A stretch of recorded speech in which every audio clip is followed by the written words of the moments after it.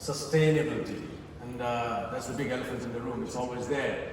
You know, how to do it well, how to do it sustainably, try to control over-tourism, produce really interesting products that are experiential, you know, really benefit communities, and we heard a few examples that also came out from yesterday on these grounds. But what I'm trying to do today is to actually look inwards.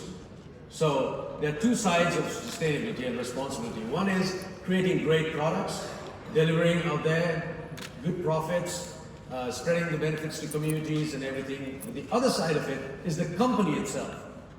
How can you make a company sustainable? How do you create a culture of responsibility within the company itself? So that's what I'm trying to address today.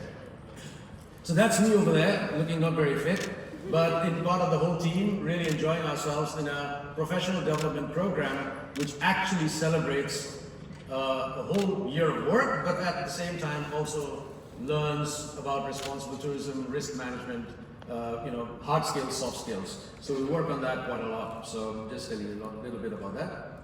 Now, the important thing here that I'm trying to say with this slide is that responsible tourism in a company is a constant work in progress. This is a picture of our cooking course. It doesn't have a price, by the way. It's based on the principle of karma, so people pay whatever they want, which really screws up the OTAs in the room because they don't know how to take commissions from us. So we actually don't list them. I've been looking for solutions and it doesn't happen. Anyway, now look at that picture and you see a few things here. The experience, it's teaching people part of our culture. So it's a sustainable, responsible pride activity. The people learn that and they take it back home, so they take back a skill. So it's really good for marketing. The table is actually sustainable hardwood. It's actually made out of mango wood, right? The aprons are actually stitched by women.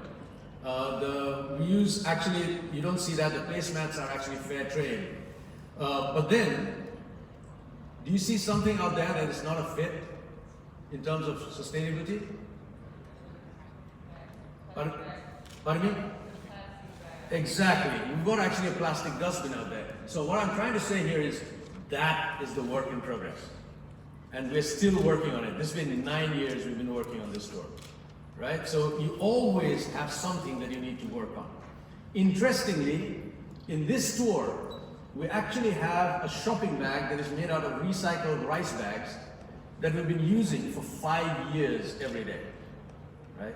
For me, that is impact, a long-term impact. It's not used just once. It's not about reducing plastics, single-use plastic once. It's about doing it over time, And that's a lot of travelers who have actually seen that and get inspired by that. So that is an important one. So I'm just giving you one trip as an example. How did it all start? I mean, the company started in 2002. In 1998, I was supplying H&M with sweaters. Thousands of them, a factory with 1,000 people working. And at that time, we brought in 2 groups of students from England and got them on a cost-plus model in Nepal, doing a wonderful trip, but $200 was set aside for doing eye camps, cataract eye camps. We raised about $6,000, went and did free cataract camps in the villages.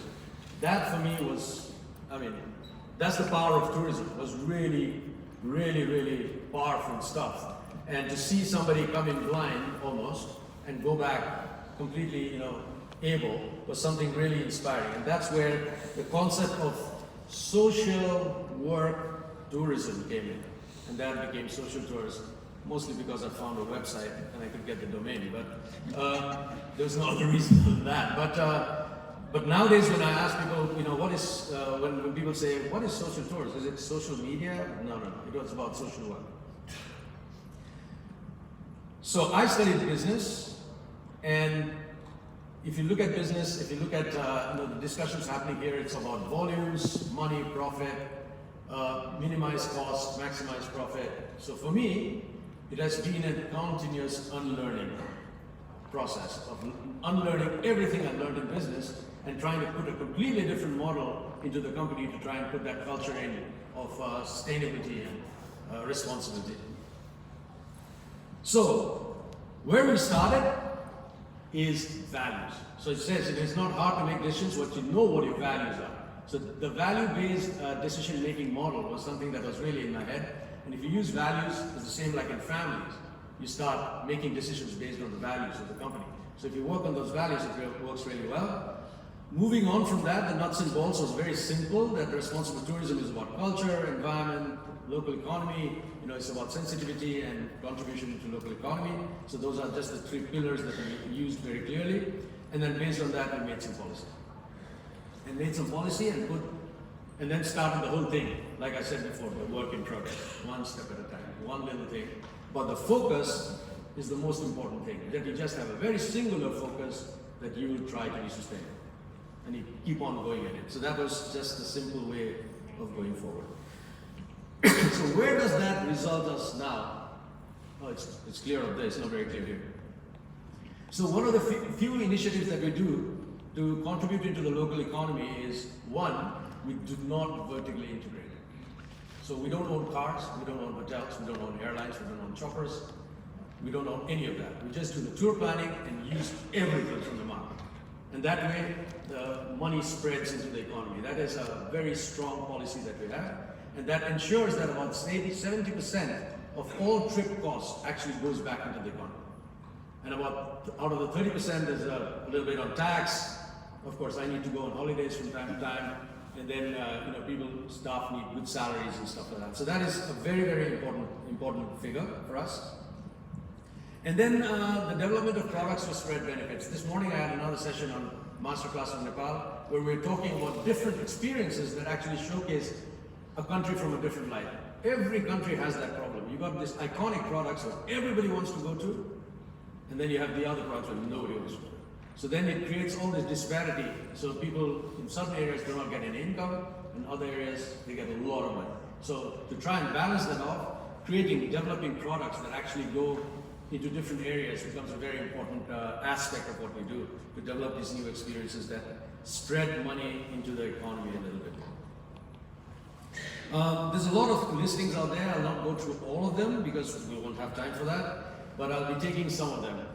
In the environment side, sensitivity on the environment, apart from teaching clients, travelers, how to be responsible towards the environment, we ourselves make sure that we recycle. I told you about the bags. We have actually, the entire office is made out of recycled materials and stuff like that. So it's actually very, very sustainable in its own.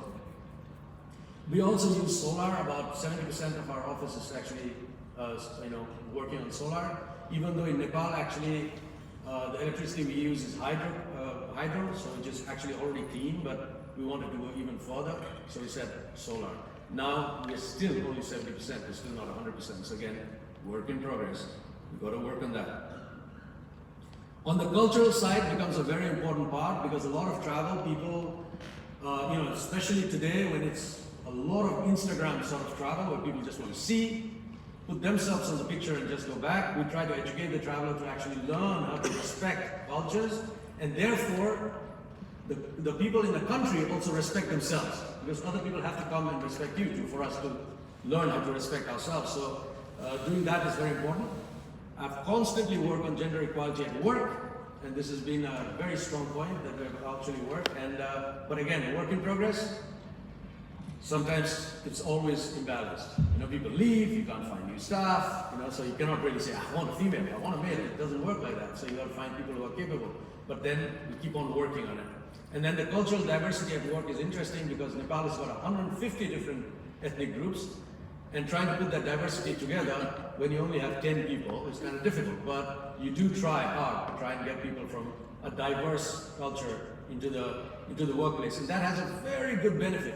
You actually get expertise from all over the country, and it's really amazing when you do that. Giving back to society becomes obviously a very important part. That's how it all started. We conducted one of the biggest charity rides in Nepal with 3,000 riders. It's going to happen next month. It's been happening for 8 years. We put $65,000 into charity through that, just raising money using cycling. We do a run to school. I work with several different NGOs working in the market, trying to give back into the communities, and then also the eye camps. Obviously, I'm still attached to doing cataract camps, and that becomes an important part of what the company does. The education part of it is quite important, obviously. Responsible travel guidelines, that was the first things we developed when we started the company. And then, of course, the sustainable talks with the industry, trying to spread out the message a little bit more, trying to give people a chance to actually get inspired by that. Guide trainings, industry networking, all those things become very important because you cannot be doing green hushing. If you're doing the good stuff, you've got to talk about it as well, so that the industry also gets inspired.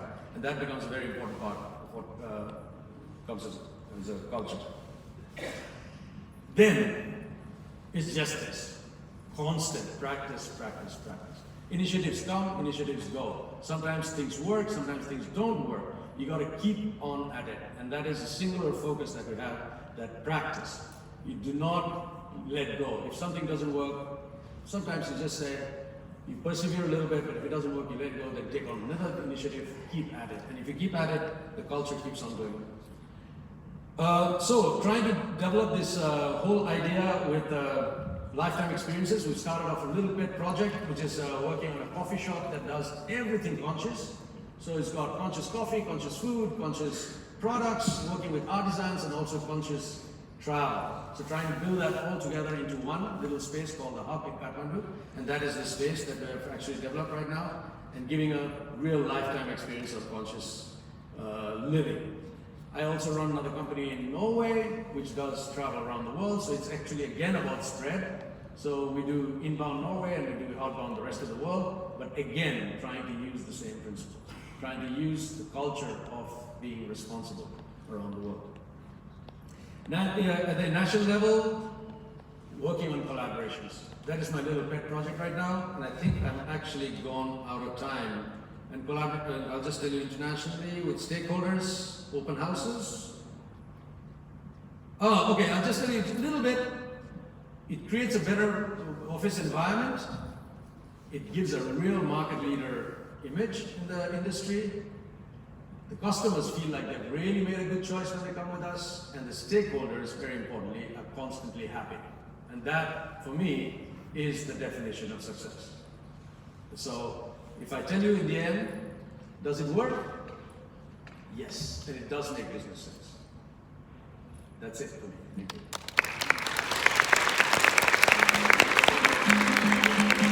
Thank you, Raj.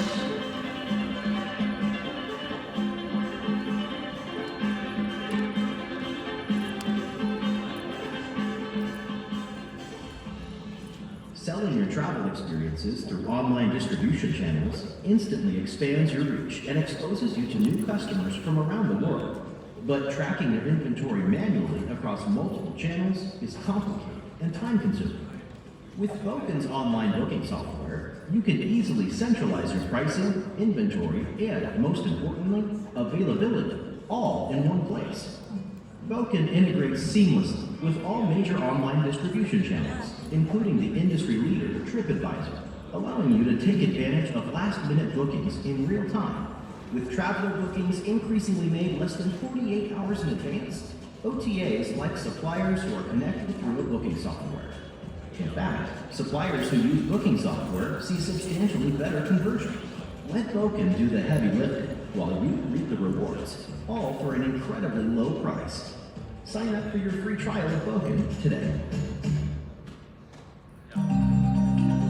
Dedicated to celebrating Thailand's local culture and communities, Hivestir's CEO and Chief of Fun, Achi Tampari Patra, is here to describe how her sustainable tours delight and inspire travelers with social mission. Welcome, Achi, to the stage.